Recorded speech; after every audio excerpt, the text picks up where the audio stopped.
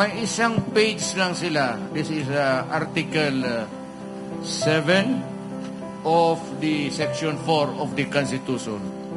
Isang sentence lang yan. Isang phrase lang nga ang gusto nilang tanggalin. Ano yan?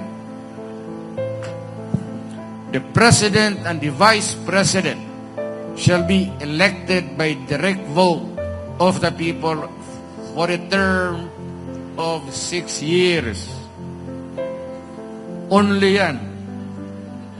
The President shall not be, the President shall not be eligible for any re-election. Kaya dito si Marcos, hindi na talaga siya pwede.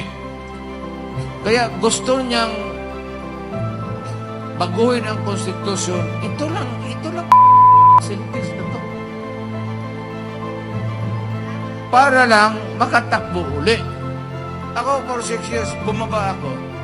Ngayon, kung ganoon lang pala ang ginagawa ng lahat, sana ako na ang gumawa noon.